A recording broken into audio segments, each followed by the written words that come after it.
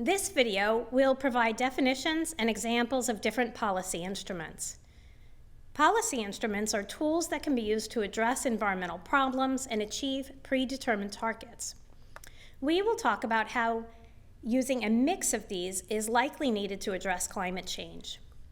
The policy instruments appropriate for addressing any environmental issue, including climate change and deforestation, fit into three broad categories: standards and targets, economic instruments, and behavioral incentives. Standards and targets are rules, laws, and agreements that limit emissions or establish certain technologies must be used.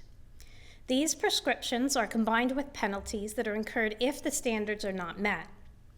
These include product and process bans, such as the banning of CFCs or chlorofluorocarbons that were contributing to the hole in the ozone layer. Technology standards, such as mandating that cars have catalytic converters. Performance standards, such as the CAFE or corporate average fuel efficiency standards that require cars meet minimum fuel efficiency targets. Ambient standards, which are requirements that specify the amount of a pollutant allowed in its surroundings, such as the requirement that dissolved oxygen must be above 4.8 milligrams per liter in the Chesapeake Bay. And last, private agreements, such as the agreement by Brazilian beef producers to ensure that beef and leather in their supply chains is not produced from cattle raised in new forest clearings. Economic instruments are included in the next category. These policy options include both positive and negative incentives that seek to correct environmental externalities by altering the costs and/or benefits that have led to the environmental problem. The focus is on setting a price on the environmental damage or creating ownership rights for environmental goods. These include pollution taxes, such as a tax placed on each ton of carbon emitted. Subsidies, such as grants for research into renewable energy. Tradable permits, such as carbon credits or a cap-and-trade system that only allows firms to emit carbon if they have a permit. Ecosystem services payments, including payments to landholders for the preservation of things like water, carbon, and biodiversity. And deposit refunds, such as the refund that car garages receive for the oil that they recycle. The last category includes behavioral incentives. These are policies that address imperfect information and/or alter the environmental architecture to induce change.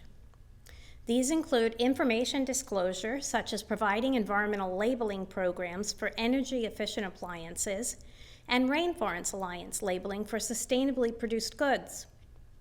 Information dissemination, such as programs to inform citizens about local environmental services.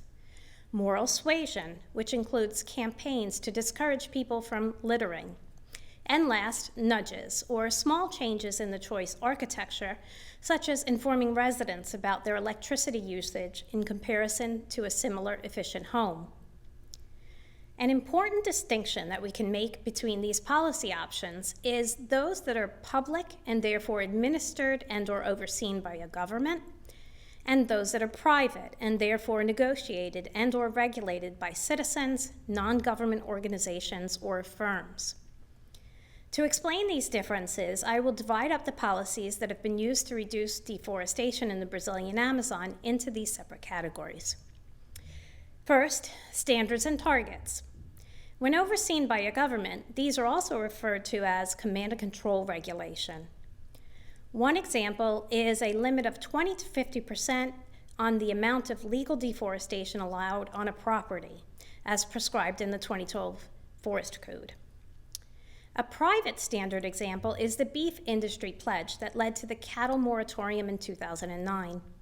This agreement states that the beef supply chain will be monitored by industry and that none of the beef will come from illegally deforested areas. Next is economic instruments. Pro Ambiente is an example of a payments for ecosystem services program. These payments have been distributed to landholders in several Amazonian states that have been administered by the Ministry of the Environment for the preservation of forest.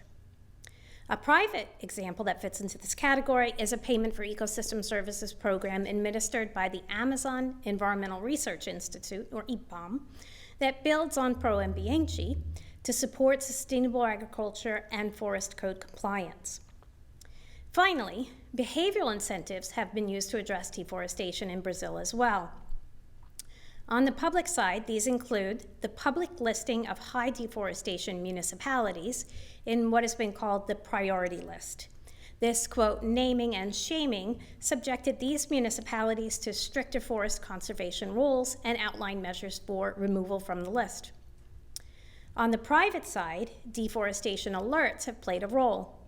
The Global Forest Watch publicizes deforestation data processed by the University of Maryland's Global Analysis and Discovery Lab through their online and app platforms.